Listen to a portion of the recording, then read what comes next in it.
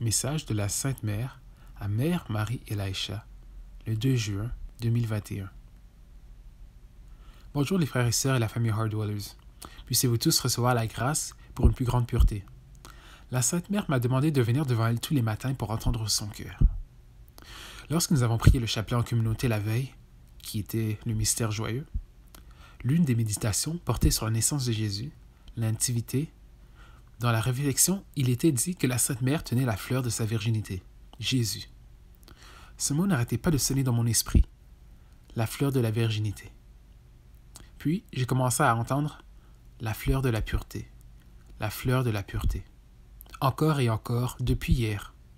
Alors, après la prière, je me suis assise pour entendre ce qu'elle avait à dire, car cette pensée persistait encore. Bonjour Sainte Mère, qu'y a-t-il sur ton cœur? Notre Mère de Miséricorde a commencé. Jésus était ma fleur de virginité, et vous, ainsi que toutes ses épouses, avez reçu une fleur de pureté. Tout comme une plante ou une graine, c'est un processus qui prend du temps. D'abord la germination, puis le labourage du sol, puis la plantation, puis l'arrosage, puis la patience qu'il faut attendre pour s'assurer de produire une récolte. Mais oh, quand il fleurit, comme il est beau à voir, à regarder. À partir de là, vous voulez la nourrir, la plante ou la fleur, avec beaucoup d'attention, beaucoup d'amour, et l'arroser pour vous assurer qu'elle ne se ratacine pas et ne meurt pas. C'est la même chose avec le don de pureté. C'est une fleur belle à voir devant les yeux du ciel et devant les yeux de Dieu. Vous n'avez aucune idée à quel point une âme pure et irrésistible pour mon Fils et pour tout le ciel. Ces âmes sont les fleurs les plus choisies de son jardin, bien entretenues, nourries et aimées par lui. Concentre-toi, bien-aimé, concentre-toi. Désolé, mère, ces mouches. Les mouches venaient et elles étaient tellement irritantes, distrayantes, mais j'ai continué. Mes petits-enfants bien-aimés, j'ai été la première rose de pureté donnée à l'humanité par le Père pour montrer le chemin. Une âme sans défaut, avec un cœur pur, l'esprit, corps et âme. Vous voyez, lorsque vous arrivez au ciel, vos pensées et vos motivations cachées sont connues pour que tous les entendent et voient. Nous n'avons pas besoin de mots au ciel parce que nous nous parlons cœur à cœur. Nous sommes tous reliés par le cœur du Père. Pensez à un grand manoir avec des pièces différentes. Dieu le Père étant la maison et les âmes du ciel composant toutes les pièces. Cependant, il n'y a pas de porte à nos chambres, car tous sont libres et ont la possibilité d'entrer et de sortir de chaque pièce à leur guise. Car dans cette maison, dans le cœur de Dieu, règne la pureté et l'amour. De plus, quand la pureté et l'amour règnent, il n'y a pas de honte, il n'y a pas de culpabilité, et il n'y a rien à cacher. Il n'y a aucun mal pour entraver le flux de l'amour. Le Seigneur désire que vous commenciez tous à vivre ainsi sur la terre, comme il le sera au ciel, n'ayant aucune duplicité dans vos cœurs, aucune arrière-pensée dans vos actions, et aucune impureté dans vos pensées. En passant, je lutte parfois avec cela, la duplicité.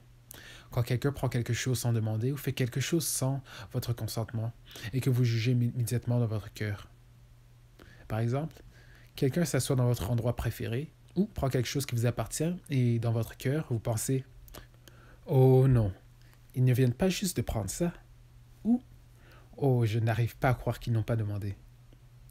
Puis, tout à coup, le Seigneur les incite à ressentir une légère conviction ou, juste pour être poli, ils disent « Hey, ça te dérange pas que je sois assis ici, n'est-ce pas? » Ou bien « J'espère que ça ne te dérange pas que je prenne ça. » Puis tu réponds « Oh non, pas du tout. » ou « Ça va, ne t'en fais pas. » Alors qu'à l'intérieur, il y a à peine une seconde, tu bouillonnais de ressentiment et de frustration. Quelqu'un est familier avec cela? Seigneur, aide-moi et pardonne-moi. Nous comprenons que vous avez un ennemi bien réel, et il a fait tout ce qu'il pouvait, de la manière la plus détestable, pour souiller cette génération et les dépouiller de leur pureté.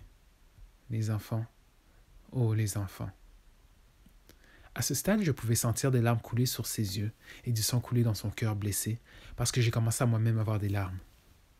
La Sainte Mère a continué. Les choses que mon fils et moi devons être témoins d'eux et vivre chaque jour, les horreurs et les tourments qu'ils font aux petits me sont insupportables. Mais nos cœurs sacrés sont un. Donc, tout ce qu'il ressent, moi aussi, je dois endurer. Je vous en prie, mes bien-aimés, priez pour les enfants, priez pour leur protection et priez pour leur guérison des traumatismes qu'ils doivent endurer dans ce monde en cette heure. Beaucoup sont tombés dans l'immoralité sexuelle. Ce péché est entré dans le jardin avec Adam et Ève. Cependant, je vous ai été donné, mes enfants bien-aimés, par Dieu, pour la restauration.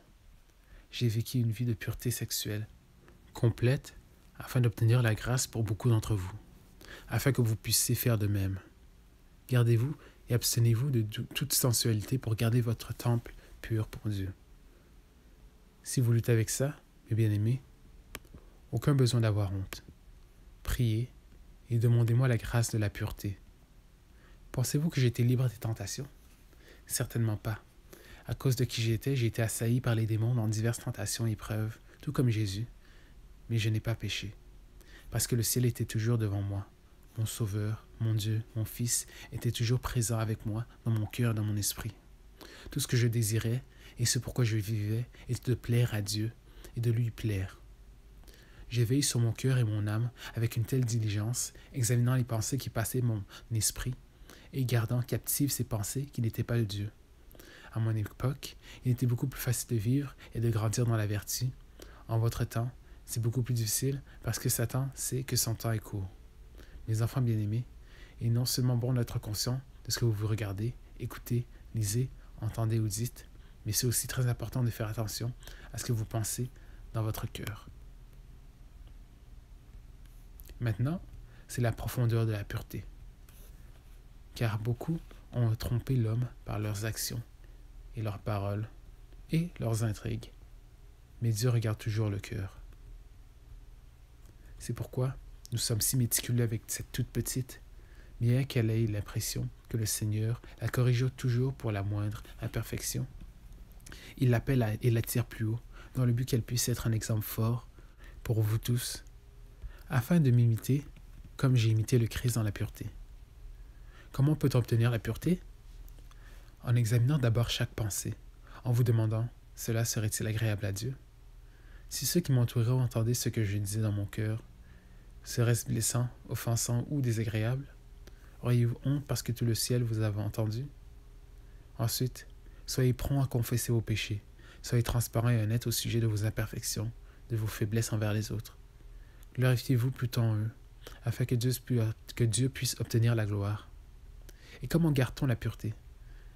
Par la prière. Plus une âme passe en présence de Dieu, plus elle se voit à la lumière du miroir de Dieu, comme les rayons de son amour et de sa miséricorde lavent la tache du péché sur une âme et la jettent dans l'océan de miséricorde et de son amour. Priez le chapelet, mes bien-aimés, le mystère douloureux surtout. Vous y trouverez toutes les grâces nécessaires pour marcher dans une plus grande pureté. C'est par mon intercession qu'une échelle est créée pour que vous vous envoliez au ciel et dans la perfection avec facilité.